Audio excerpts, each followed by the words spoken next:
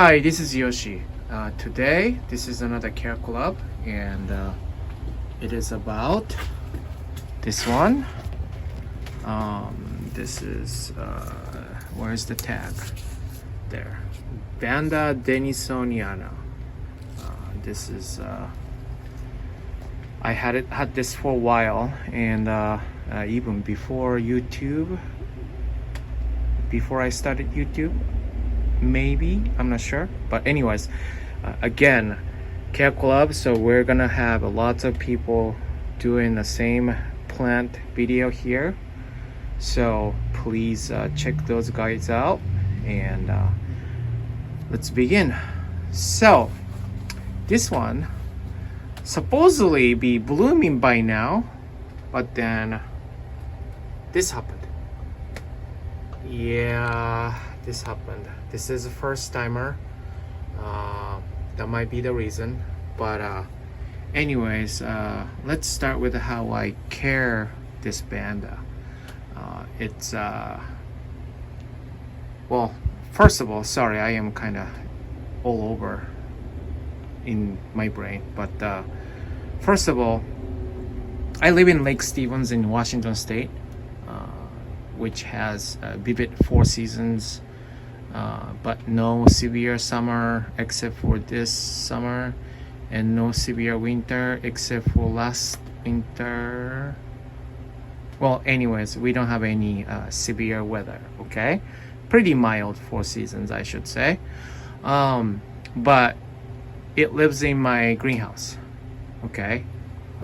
My greenhouse is facing south and covered by tree right now in this season, which the leaves might fall off pretty soon, but this is where the sun is, and then it is a 2:42 at this point. Anyways, this spot has lots of sun.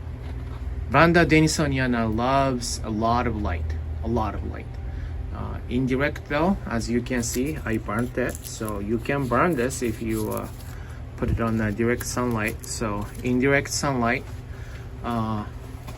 My greenhouse is old. I got it old, so kind of side effect to it is that the plastic surrounded by it is unclear, a little bit dull, I should say. So it's kind of providing a strong light in nature. I actually had a shading net up until now. I took it out and then folded away because in here, Pacific Northwest, we don't really have too much of a strong light in wintertime in nature. Mostly cloudy. We have a nice day today, but it's pretty rare around this season. So being said that, it needs a strong light, so that's why I'm taking a shading net around this season.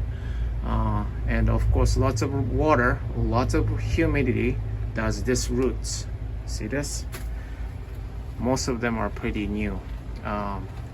There's a dieback in here, but to be honest, I'm not too worried about dieback roots. Most of the Vandas can branch out, so if it's happy, then it will branch out just like this. So yeah, roots are very important, and you should keep it in intact condition as much as possible. But if it does this and this, I'm not too worried about it. You should keep watering, and it will just produce the roots. And they usually grow all year round. That's just the type of the orchids. Of course, it would slow down if it's cooler, but like I said, I have a greenhouse. I keep this greenhouse 62 degree at the coldest, and around 80 something degree, then all the fans going on. This fan though is going 24/7, and yeah, that's pretty much it. Vandas, if you know how to take care of it, if you have a space, If you have a way of dripping water, and that's okay with it, okay with you, then you're good to go. Actually, it's really easy going. You know, they're a warmer grower, so you want to keep it in warmer situation. But yeah, and then it will create these roots, and I'm sure there's gonna be some other Care Collab people would have a better rooting systems than this for sure. But anyways, yeah, it's too bad that the roots, not the roots, I'm sorry, spike died. And I was wondering why it did this. Other Vandas actually do fine. For example, this one bloomed and then died back like this. So this was fine. This one is going out. This is Aerobanda promotes, and this gave me a show a while back, and it's just going away. So it's fine here. It blooms here, but it didn't. Now here is another thing here. I have another one spiking and died back, which is this one. And the common essence here, I think, is that I think the daft air coming out is drying out too much. That's what I'm thinking what happened. And I would like to know the reason why. So if you think there's another reason, please let me know. I thought about thrip, but those two are the only one died back. I mean, this one, yeah, it's dead, but it bloomed fine. I had some of the Vanda right here bloomed fine. That one bloomed fine, and just cut the spike off. So it does fine here. It's just those two, and now it's facing this way, but it was facing a little bit towards this Vanda. So I think that is why. If it's a thrip, then the thrip's gonna go all over and take over the greenhouse, you know. But it is not. And then I also make a treatment and sometimes spray around. So I don't think it was the thrip or anything. I think it was the daft air just blasting the spike. That's what I think. So I guess don't do that. Don't do what I did, I guess.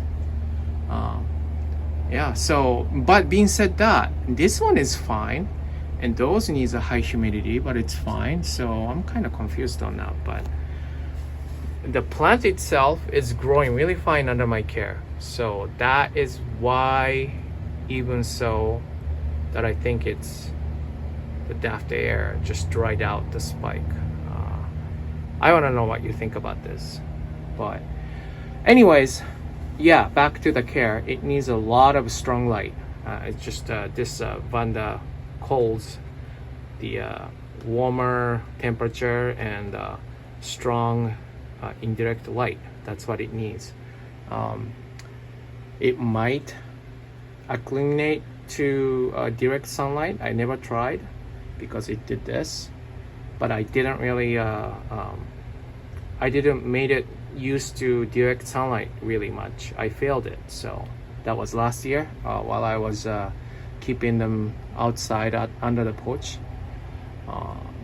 So I'm not sure, but yeah, if you know, as a matter of fact, that it could live under the sunlight after, you know, acclimating, then let me know. I would like to know.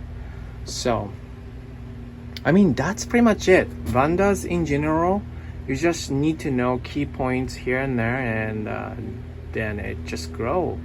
It just, the way it grows makes it hard for people who don't have a, you know, luxury of having the water dripping down and hanging and a really good level of light. You know, it wouldn't happen indoor, would it? You know, in dining section where I keep other orchids, I cannot have a water dripping down, so I can't do that. I water maybe about once in 2 days or so, if not every day in summertime, and once in maybe 2 days or 3 days to 4 days sometimes in winter, because we have a high humidity in the winter time and cold. So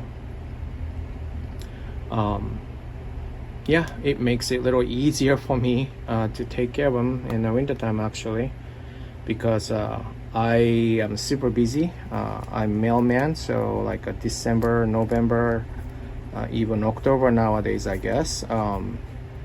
Super busy. I don't have time to water every day and all that stuff in winter time. So this kind of works out really fine for me.